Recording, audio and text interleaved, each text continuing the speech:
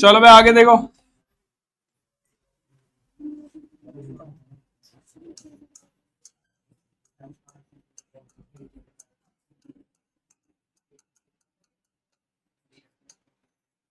अब एक current electricity lecture number 2। ये दूसरा ही लेक्चर है ना, पहला तो हो गया है। ठीक। सो दूसरा ना,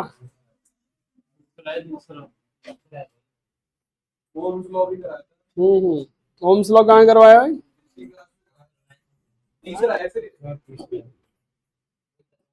अच्छा हाँ, उस क्लासरूम में लिए थे क्या? कहाँ तक करवाए थे लास्ट? अच्छा।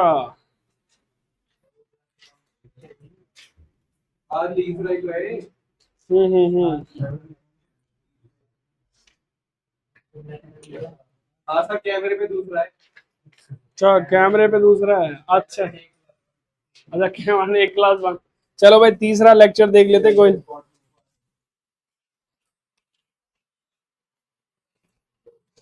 चलो भाई क्वेश्चन लिखो।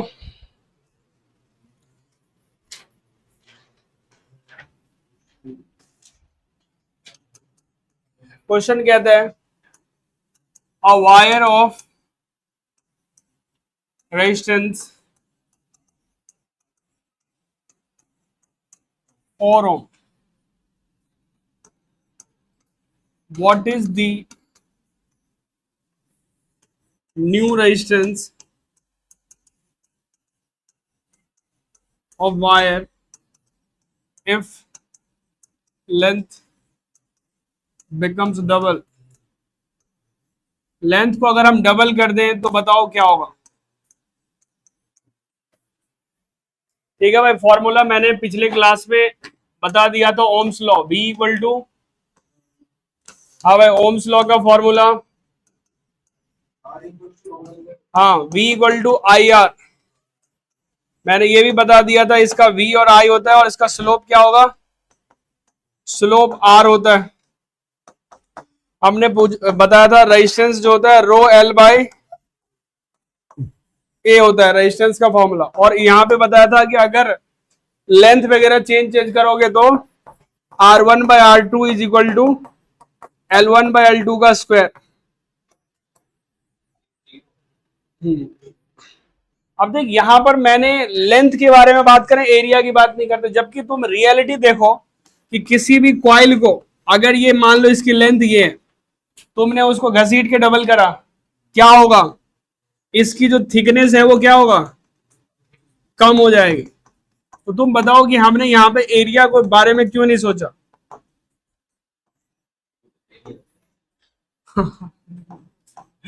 ये सही है भाई। ठीक है, अगर लेंथ को तूने गलती से डबल करोगे तो एरिया भी हाफ हो जाता है।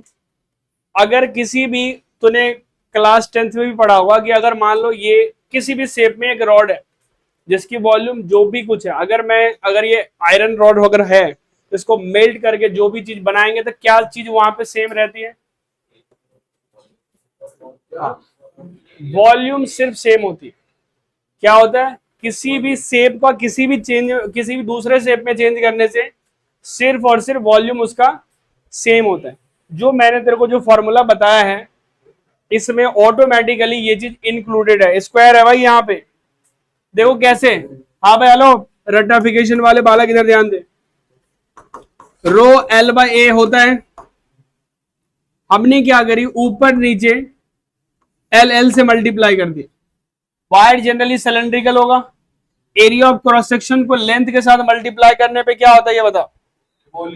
वॉल्यूम आ जाती है। तो नीचे में आ गया वॉल्यूम और ये भी ये आ गया, तो आर जो है ये वॉल्यूम कांस्टेंट होती है और ये भी कांस्टेंट होती है। तो इतने सारे चीज क्या हो गया? कांस्टेंट। तो ये डायरेक्टली प्रोपोर्शनल टू किसके आ गया? एल स्क्वायर को। इसीलिए यहाँ पे हम लिखते हैं R1 by R2 is equal to L1 by L2 का स्क्वायर। इसमें वॉल्यूम इंक्लूड कर लिया गया है। तो यहाँ पे कितना है आंसर? 16। R1 बाई R2 जैसे ही लिखा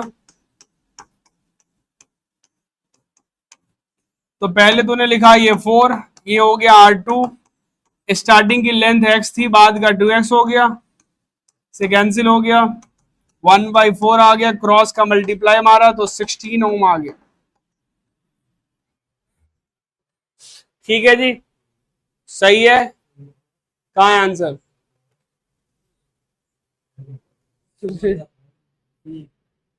दूसरा क्वेश्चन है, जल्दी इसको लिखो।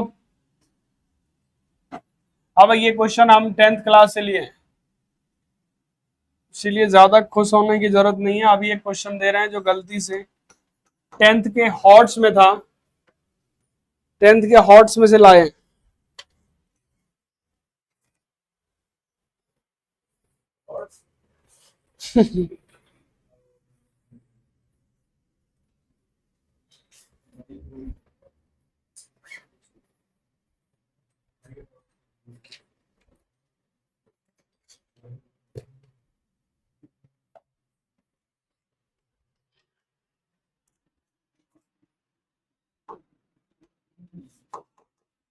if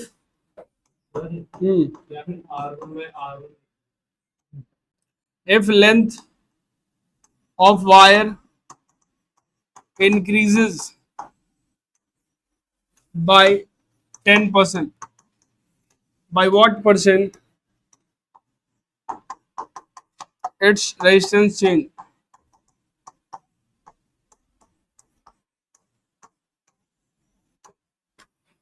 वायर की लेंथ को 10% बढ़ा दिया, बताओ रेजिस्टेंस कितना परसेंट चेंज होगा?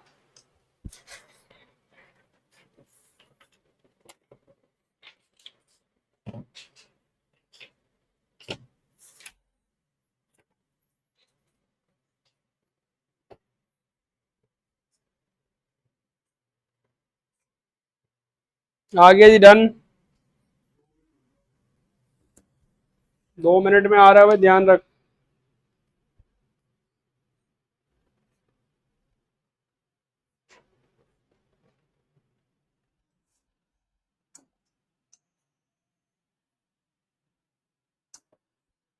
नेक्स्ट क्वेश्चन, ये क्वेश्चन नंबर दूसरा था, अब तीसरा क्वेश्चन देख लेते हैं।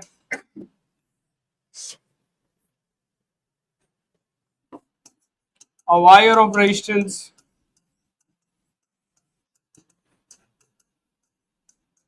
R, what is the resistance of new wire if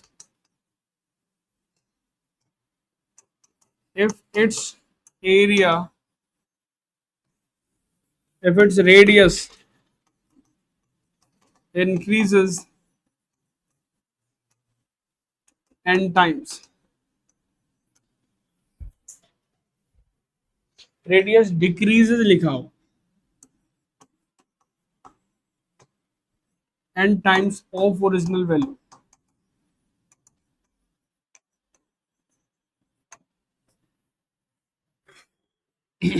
और कितना आया? वेरी गुड, बताइए कितना आ रहा है? 10%, 100, 300%? बताओ भाई अबीर।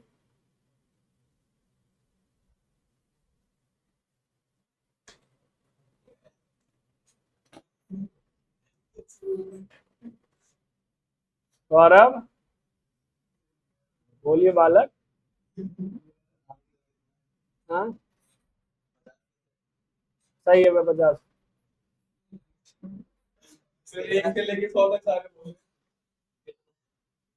गोपाल बताएगा सही आंसर। क्वेश्चन लिख रहा है भाई बालक। चल भाई देख, 100% सही है भाई answer. R1/R2 is equal to L1/L2। ठीक है जी, सबसे बड़ी बात यही है, यही आपको फॉर्मूला और यही आंसर है। ध्यान दीजिए, जब चीज स्टार्टिंग में पता ना हो तो हम उसको 100 लेट करें।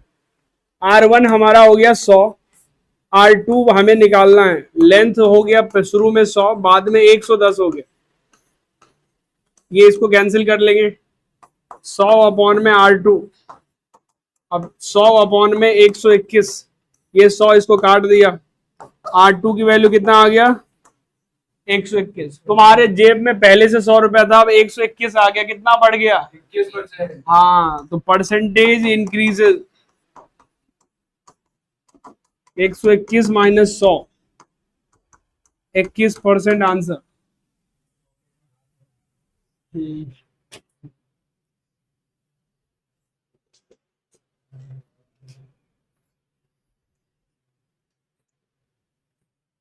रेडियस और लेंथ की बात है ना? नहीं जी, अलग बात। चलिए, आपकी आत्मा की शांति के लिए मैं एक और चौथा क्वेश्चन दे देता हूं। A wire of resistance R, what is the new resistance if length increases becomes n times of original value?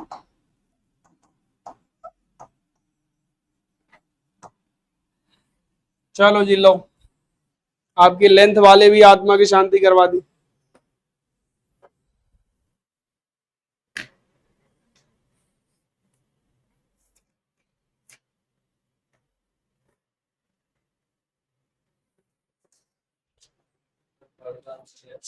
Third का आंसर कितना चाहिए? R बाय गलत R,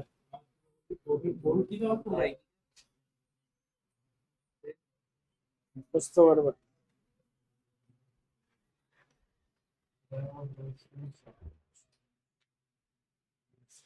अबे सही है यहां तक?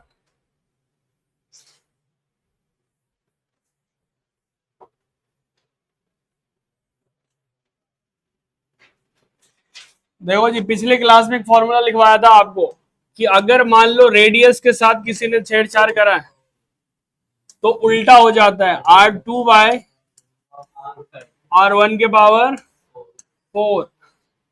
ठीक है जी, ये थर्ड क्वेश्चन इसी पे बनेगा, तो ध्यान से देखिए। शुरू में आपका रेजिस्टेंस R है, बाद का हमें पता नहीं। ये जो है शुरू में रेडियस R है या X, कुछ भी ले सकते हो, X, और बाद में NX हो गया, डिक्रीज हो रहा है, n टाइम्स डिक्रीज होगा, इतना ही बचेगा। इससे क्या होगा? कैंसल। अच्छा, ये गड़बड़ हुआ भाई, ये आएगा x बाई एन आएगा, n टाइम्स डिक्रीज हो गया, मतलब 1 बाई n टाइम्स हो जाए। r by R2 is equal to, ये x x कैंसिल हो गया, तो 1 बाई n का पावर 4।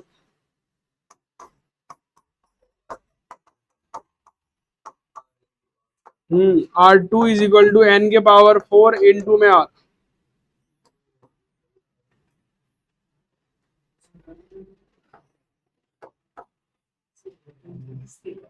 चलिए जी, फोर्थ का आंसर जल्दी बताइए।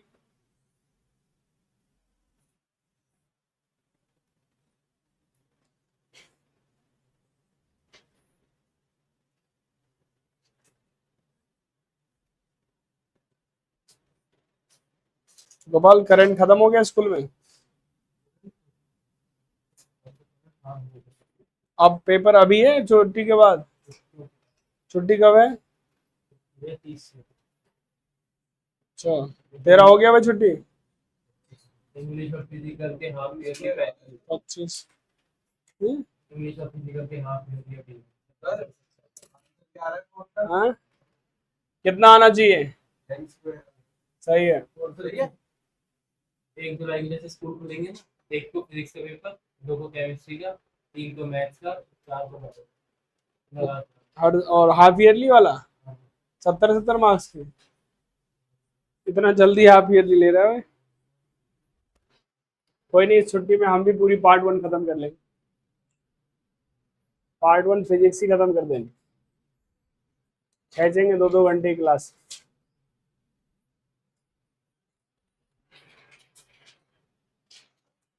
हाँ भाई, इसका भी आंसर किसी से आया फोर्थ? तेरा तो ठीक है, एन स्क्वायर आर सही है, जिसका भी n square r r ditto same same बनेगा, बस फॉर्मूला दूसरा वाला लगेगा।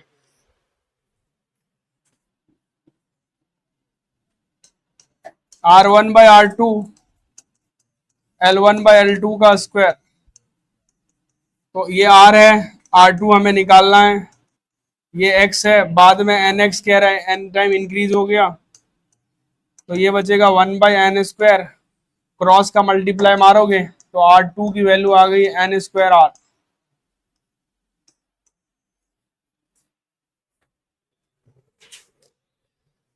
चलो बेटा ना यहां तक।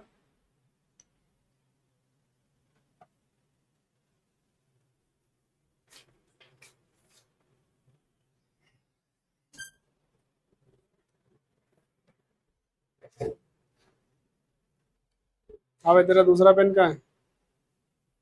आज नहीं लाया। वो आर बनाएगा ना।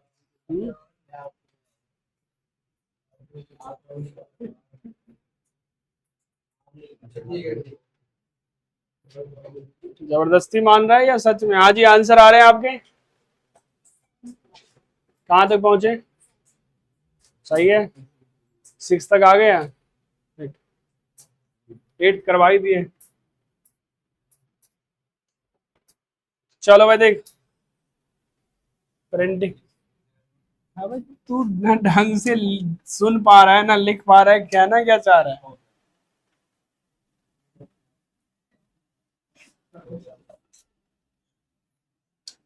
चल भाई देख, जो रेजिस्टेंस के बारे में अगर हम बात कर रहे थे, हाँ भाई, इसके बारे में डेफिनेशन वगैरह सब लिखवाए थे क्या? ठीक है, बाकी पूरी कहानी तो रेजिस्टेंस जो होता है वो डायरेक्टली प्रोपोर्शनल टू, हाँ ये सब लिखवा दिए थे, 1/एरिया ऑफ क्रॉस सेक्शन। तो इसके बाद हमने लिखा था ये L/A होता है, और इसको जब डबल दैट करते हैं तो रो L/A। तो यहां पर रो को हम क्या बोलते थे? Specific resistance. और इसका जो है ऐसा यूनिट क्या होता है? ओम मीटर, ठीक है। और आर का यूनिट तुझे पता ही है, area of cross section. Most of the case में एरिया की जो वैल्यू होता है पाई आर, क्योंकि cross section most of the case में कैसा होगा? सर्कुलर होगा, ठीक है। तो ये पाई आर स्क्वायर होता है। जो आर जो है किस किस फैक्टर पे डिपेंड करता है?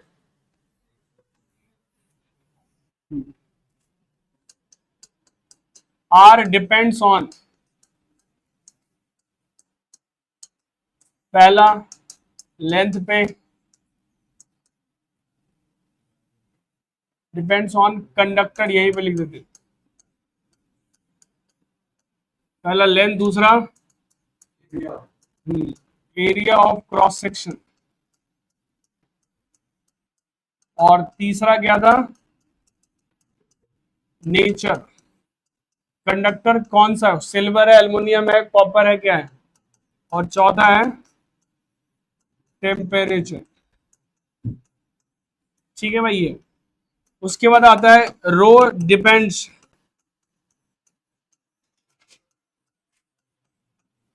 कंडक्टर, पहला होता है इसका नेचर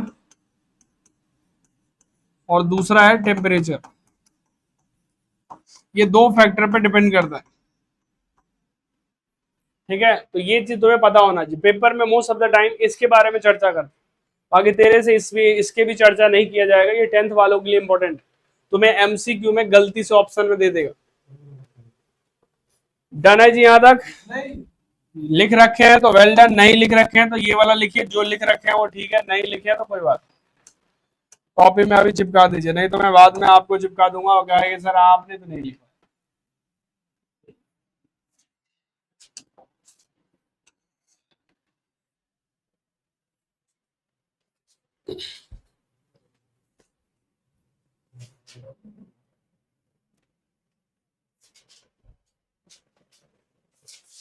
क्वेश्चन है what is the length of the wire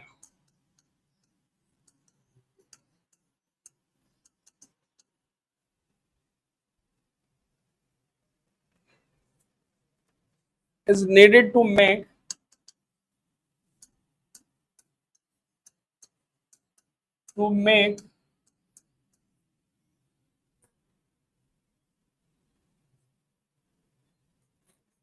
a resistance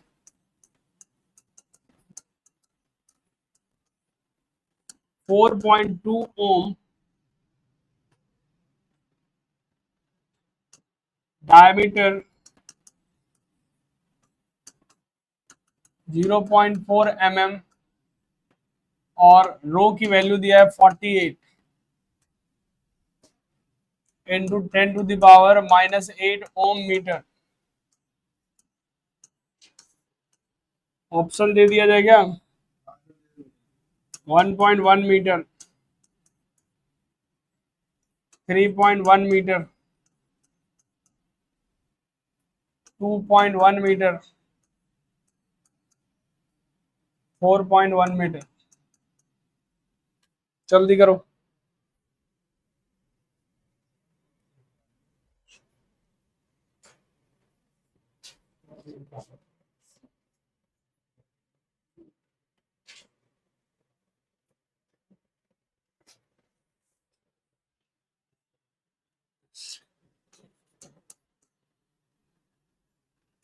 If a wire of resistivity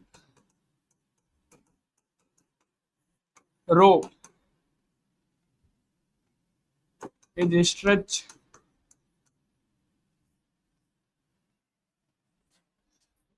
लिखो is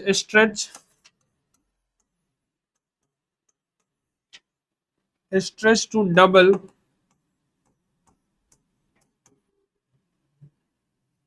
its length,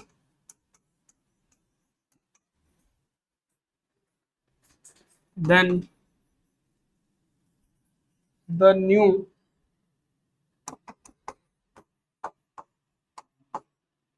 सर पहले का ये क्या है 1.1 new resistivity हाँ 4 times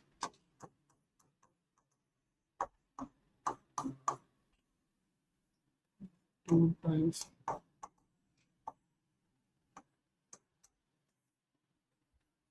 अच्छा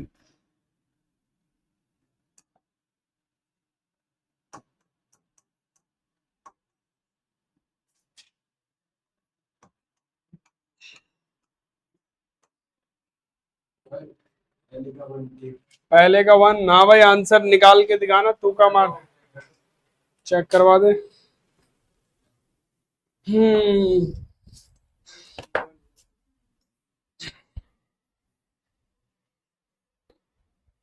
मिलीमीटर को मीटर में कन्वर्ट कर। अच्छा कर दिया तो तुझे कुछ मिला? सही है। फंस गया रे गोटिया।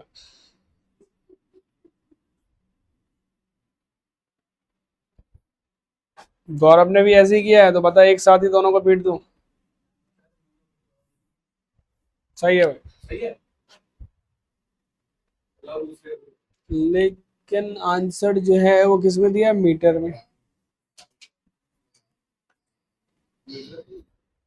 अब इसको क्यों लिखा फिर? सही है ये तो। जल्दी से बताओ भाई फास्ट ट्रैक में।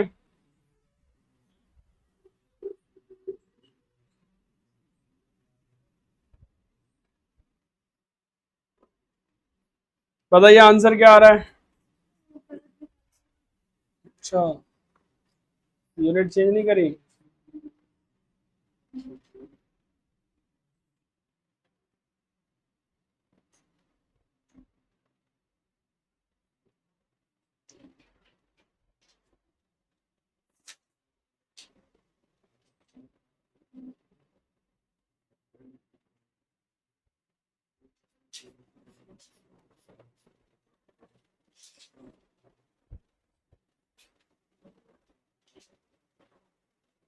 सर दूसरे का 2 टाइम है। हम्म, दूसरे का 2 टाइम।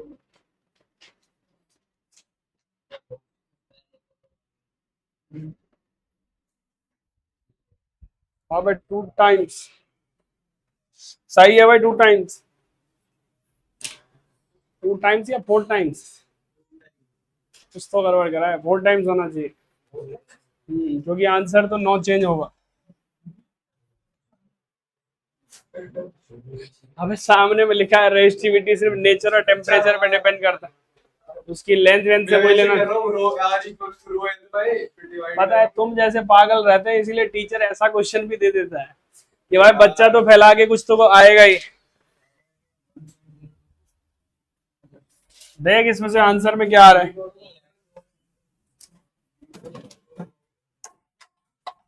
हम्म।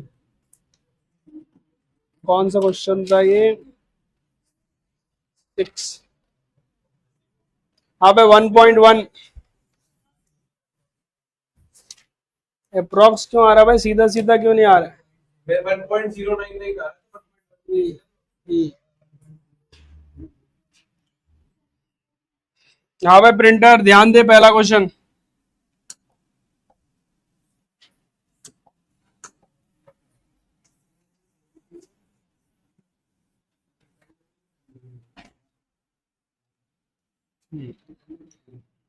देख भाई फॉर्मूला क्या होगा, R is equal to rho L by A. तो हमें एल निकालना है, एल का हो गया R A by rho. Resistance दिया है 4.2, एरिया हो गया पाई आर स्क्वायर। तो तुझे पता है डायमीटर दिया है 0.4 10 के पावर -3, इसको लिखेंगे 0.2 इंटू 10 के पावर -3, रेडियस आ गया। तो इंटू इसको 2 इंटू 10 के पावर -4 कर दो, तो स्क्वायर करेंगे तो 4 इंटू 10 के पावर -8 आ गया। और रो की वैल्यू 48 दी, से कैंसिल हो गया 24,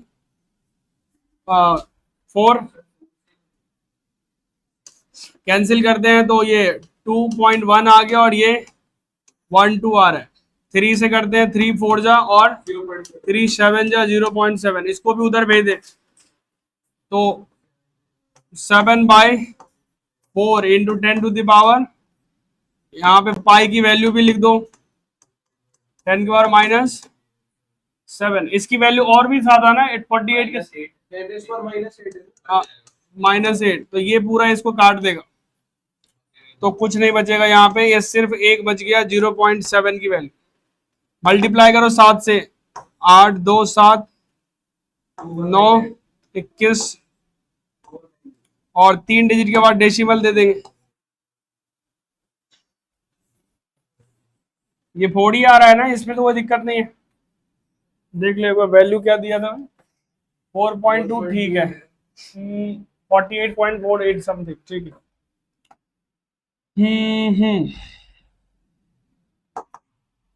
28 2 7 8 9 21, लेकिन इससे तो पॉइंट में आएगा। 22/7 तो सही रहा, या इधर देखो 48 देख कुछ 22/7 से करेक्ट आ रहा है। अच्छा ये गड़बड़ लिखा है कैलकुलेशन, यहाँ पे मिस्टेक है वेरी बैड। 4 1 जा 4 और 4 2 जा, यहाँ पे डायरेक्ट 12 आ रही।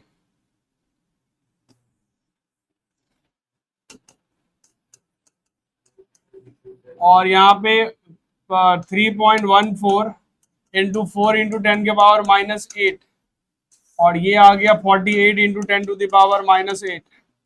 ये गया 4 1 2 3 से, कितने जाएगा ये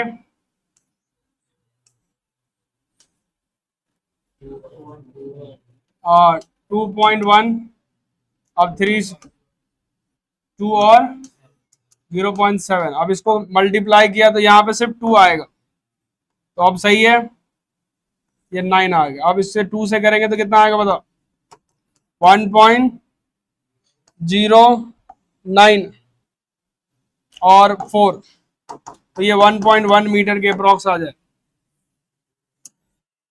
so this is the answer. आधा करेंगे ना, 0.4 था तो हाफ हो गया। नेक्स्ट क्वेश्चन देखो भाई। हाँ जी, आया समझ में, नहीं आ रहा है करके आओ। ये पूरा एक्सरसाइज हो गया। डाउट्स कौन सा है? 7 इंक्रीज 2 टाइम्स 3 टाइम्स, ऐसा कुछ क्वेश्चन है क्या?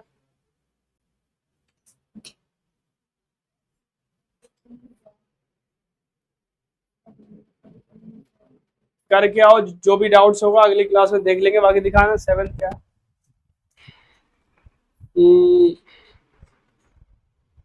ये तो काफी आसान है।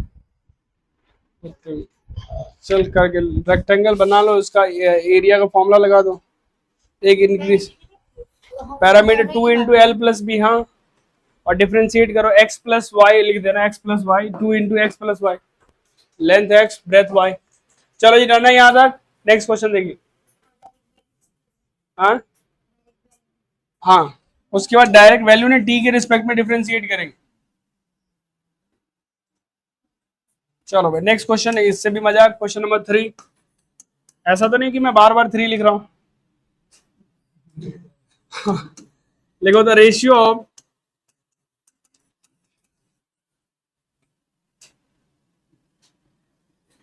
masses of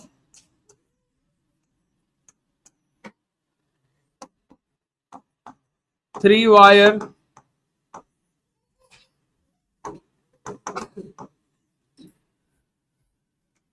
are 1:2:3 and their length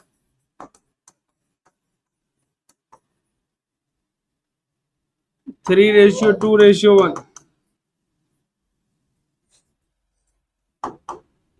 If wire is made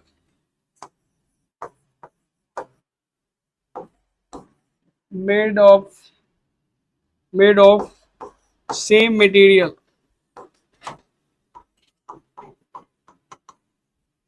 then ratio of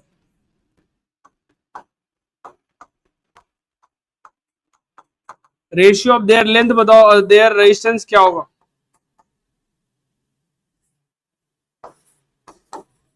their resistance, हाँ भाई, बहुत छोटा सा आंसर दिया इसका, 1:1:1, 1:2:3,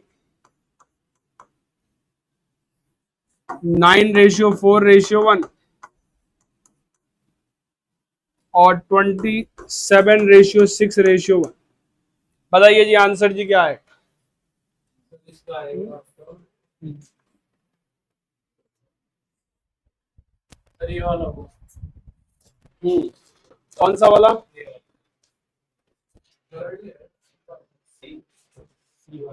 सी है क्या? पता नहीं, गोपाल के फॉर्मूला के हिसाब से सी देख लिया जाए भाई। आंसर बोलिए जी, आंसर जी। फंस गया जी गोटिया जी, आंसर जी है आपके डी। डी। आपको मैं नोटिस कर दिया सबसे अजीब बात होगा हम्म हम्म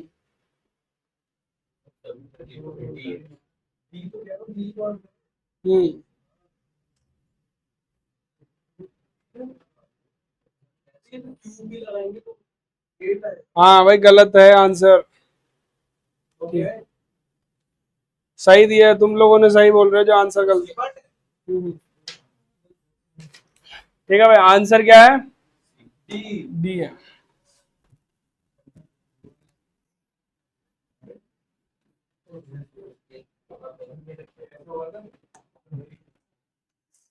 देखो जी, जहां से आपका सोच बंद होता है वहां से क्वेश्चन देना लोग शुरू करते हैं। आपके शुरू। हाँ देख, एक्शन में कुछ करना नहीं है इस क्वेश्चन में, सिर्फ सॉल्व करना है। ठीक है, देख एक्चुअल में देखो, ये बेवकूफ तो है नहीं कि मास दे रहा है इतना बड़ा। हाँ, ठीक है, तो मास अगर ये बेवकूफ बना रहा है तो हम भी बनाते हैं। देखो ये मास जो होता है, डेंसिटी के बारे में आपने पढ़ा होगा बचपन में। मास अपॉन में वॉल्यूम वॉल्यूम, वेरी गुड, ठीक है जी। और आपने वॉल्यूम के बारे में भी चर्चा की है कभी कि मास क्या होगा, डेंसिटी इंटू वॉल्यूम वॉल्यूम, और वॉल्यूम को अगर हम लिखे जाए तो ए इंटू एल हमने आपको बता रखा है, ए इंटू एल हो गया। तो आ गया आपके पास this that D into L, तो यहां से हमारे पास आ गया। डिस्टेंस यहाँ पे फिक्स होगा लेकिन ए और एल चेंज हो सकता है। हाँ हाँ, डेंसिटी फिक्स होगा एल। तो यहां से कहानी आ रहा है मास का, ठीक है भाई। और हमारे पास जो रेजिस्टेंस का फॉर्मूला होता है क्या होता है, रो एल बाय ए। तो अगर मैं यहां पर डी एल और डी एल यहां पे लगा दूं तो क्या आएगा बता, rho D L square by M. तो R is directly proportional to L square by, है ना जी। सो आंसर जी आ गया R1 by R2 by R3, L1 का स्क्वायर बाय M1, L2 का स्क्वायर बाय M2, L3 का स्क्वायर बाय M3। बताइए 9 कितना आ रहा है, 9/1। उसके बाद क्या आ रहा है, 4/2। उसके बाद 1/3। ठीक है भाई, कोई आंसर नहीं है।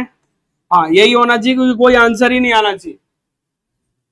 ठीक है जी, नीचे 3 आ रहा है, सबको 3 से मल्टीप्लाई कर दो। ठीक है ठीक है।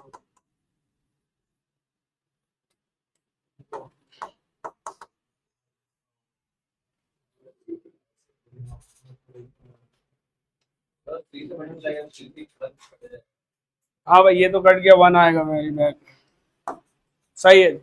हाँ भाई ये जेई का क्वेश्चन, ये चीटिंग सही है। कोई नहीं तेरे नीट का दे दो। चलो नीट का दे दो। हाँ नीट का तो हाँ भाई, इस बार तो सारे टीचर की जो वहम था वो सब दूर कर दिया इस बार नीट वालों ने। ठीक है, सबसे ज्यादा तो मैंने देखा भाई पीडब्ल्यू के टीचर सब माथा पीट रहे थे। बड़ा है एनसीईआरटी से आरटी से। क्या, और ऊपर से कई टीचर तो ऐसे भी डायलॉग मार रहे थे कि जेई से भी 10 गुना टफ थे। टीचर कह रहे थे हमें लग रहा है वो टीचर कोई छोटे बच्चों को पढ़ाने वाले होंगे। हाँ भाई जेई लेवल का क्वेश्चन था, जेई के पीवाई क्यू था। मैं ऑलरेडी जब भी क्वेश्चन पेपर में बच्चों को कह भाई जेई लेवल का, जैसे 2024 का जो पेपर आया है, अभी तुझे नीट देना है तो 2015 से पीछे का सारे क्वेश्चन करके चले जा। नीट का पीवाई क्यू मत कर, जेई का और आईआईटी का। आईआईटी का 2005 से पहले का कर ले और जेई का 2015 तक कर ले, उसका फिजिक्स के क्वेश्चन कहीं बाहर नहीं जाएगा। चलो भाई ये तो बहुत आसान सा क्वेश्चन था, देखते ही तुम लोगों ने तुक्का तुक्की कर दिया। अच्छा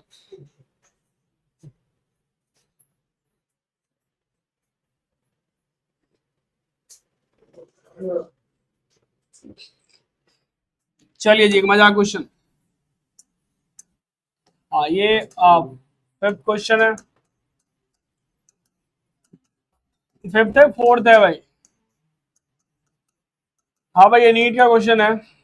a wire of resistance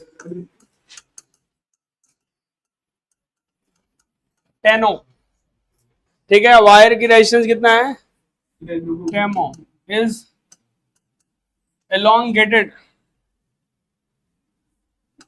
sorry 10 के 10 ओम 10 हाँ भाई ये ओम ही है बालक, इज्जत कर ओम को। अरे भैया तू जीरो लेके, मेरे एमसी मान तो वो निकला elongated by 10%,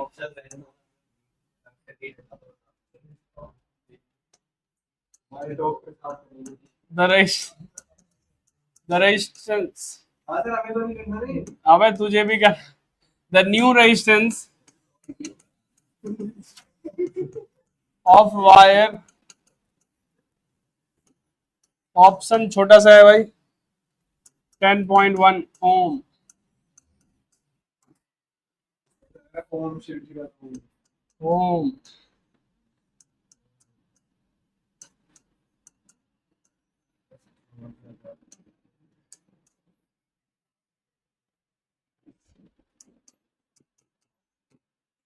दस ओम।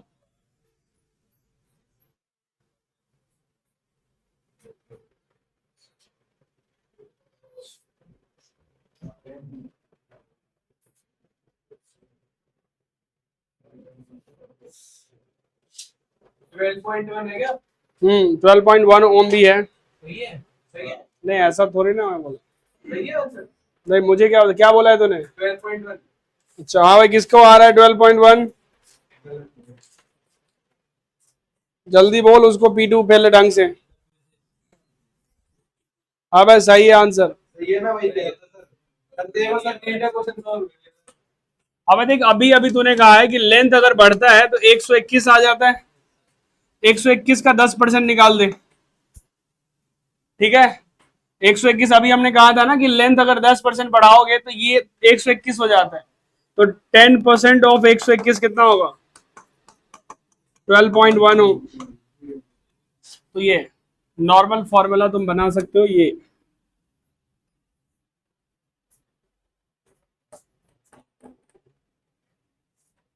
बाकी दो क्वेश्चन जो करवाए थे पहले वाला, वो ऑलरेडी इसी का था, नीट का ही। मतलब दो वाला नहीं करवाते, एन स्क्वायर वाला।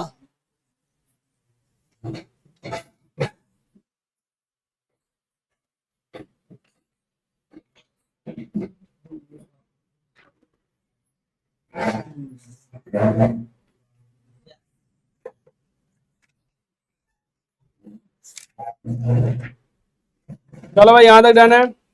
चलो एक डेरिवेशन कर लेते हैं, बहुत देर से कहानी बना रहे हैं हम लोग, ठीक है भाई। कह रहा है डिड्यूस ओम्स लॉ, ठीक है जी। ओम्स लॉ को रिड्यूस करें, या फिर आपको बहुत छोटा सा क्वेश्चन पूछा जाएगा कि प्रूव दैट डिड्यूस, लिखेंगे prove that the resistance of wire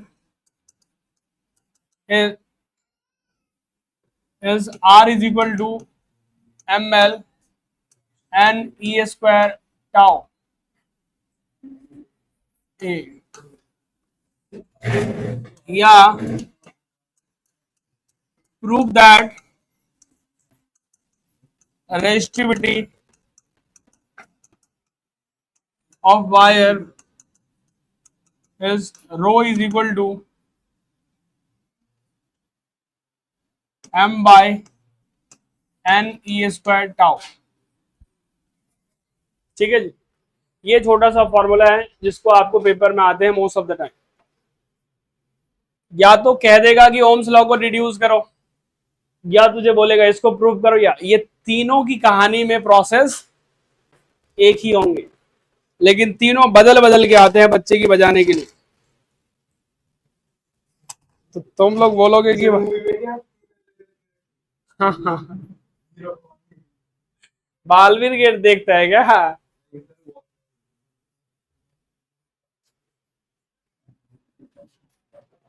देखो भाई, ये प्रॉब्लम वहीं से शुरू होगा जहां से ड्रिफ्ट वेलोसिटी आया। देखो ड्रिफ्ट वेलोसिटी ने क्या बोला, मेरी दो दो वेलोसिटी, ठीक, तो दिक्कत तो आएगी। और उसके दो दो वेलोसिटी की वजह से ही तुझे तीन तीन डेरिवेशन एक साथ करना पड़ रहा है। डन है भाई? ये देख इधर, यहाँ फॉर्मूला, यहाँ पे कुछ, जब तुम युद्ध लड़ने जाओगे तो तुझे ये तीन हथियार तेरे पास होना चाहिए।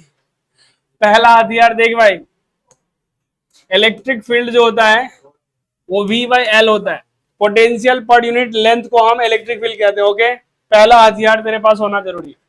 दूसरा तुम पहले से जानते हो, ड्रिफ्ट वेलोसिटी को ई टाउ बाई एम बोलते हैं। और तीसरा भी तेरे पास है आई बाई नाई, ठीक है जी। और Ohm's law V equal to I R तुझे पता ही है, ठीक है जी, तो ये चीज अगर पता होगा तो ये आंसर बस आ चुका है। ठीक, अब आप सॉल्यूशन लिखोगे, देखो लिखोगे कि वी हैव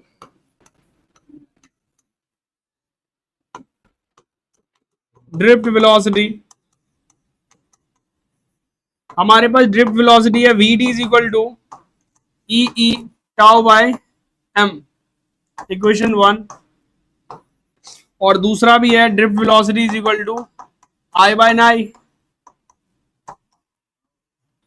ठीक है भाई, नाई रेडी है तेरा। देखो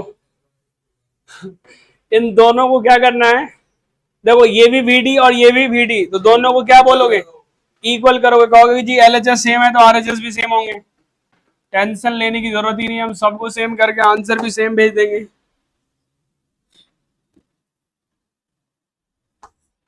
देखो जी, फ्रॉम 1 एंड 2 से आई बाय नाई। देखो जी इलेक्ट्रिक फील्ड को क्या लिखेंगे, वी बाय एल। हो गया तेरा काम यहीं पे, कि इससे ज्यादा लिखने की जरूरत क्या है।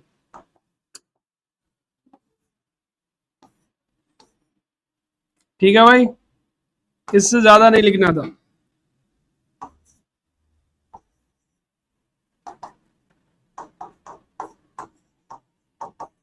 इसको v को यहां रहने दो, देखो ध्यान से भाई, प्रिंटर ये पुट किया और कुछ नहीं। अब v को छोड़ के बाकी सबको लेफ्ट राइट भेज दो।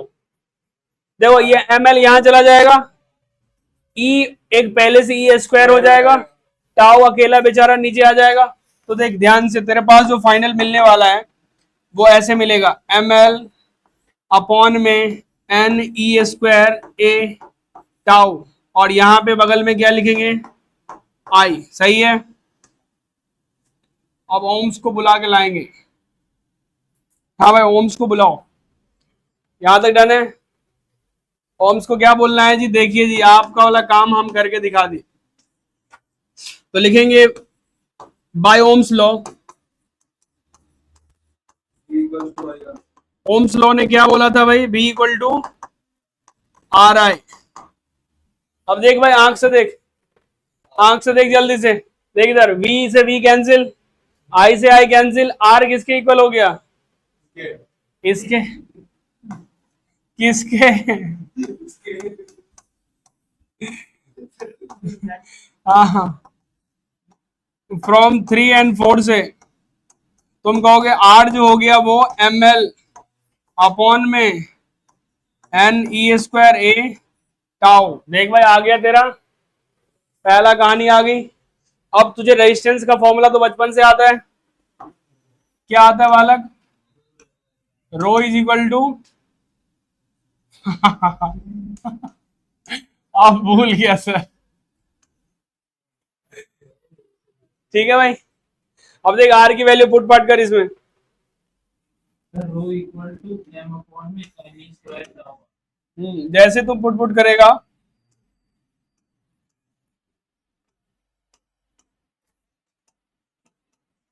हाँ भाई ए वाई एल, काट भाई काट, इधर ए से ए कट गया, rho is equal to M N E square tau. देख भाई सब कुछ आ गया इसी लाइन में, एक ही लाइन में तीनों डेरिवेशन डन है। 3 नंबर के 3 डेरिवेशन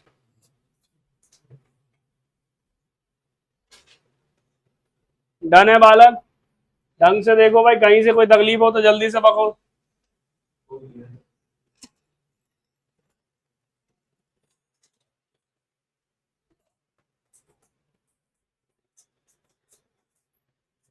ठीक है, होमवर्क लिखो।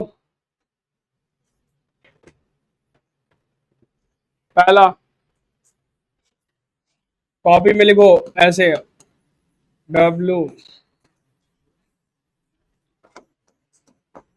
Learn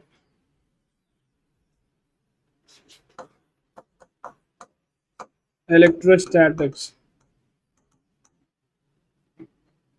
plus 10 numericals. ये नोटबुक में, लर्न तो दिमाग में होगा और कॉपी में 10 न्यूमेरिकल्स होना चाहिए। Learn current plus 15 numericals. हाँ मैं जो नोटबुक में मैं चेक करूंगा 10 और 15, बाकी तो ये दिमाग में चेक करूंगा ठोक ठोक के। ठीक है, एक ऐसा हथौड़ा लेके आ रहे हैं जो ऊपर में चोट नहीं लगेगा, डायरेक्ट दिमाग को हिट करेगा। ठीक है।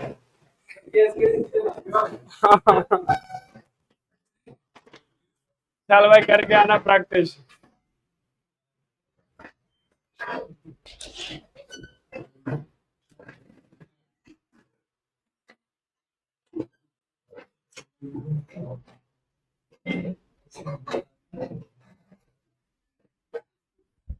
हाँ जी, घर पे प्रैक्टिस करके आने, बिल्कुल बहाने नहीं चलना चाहिए।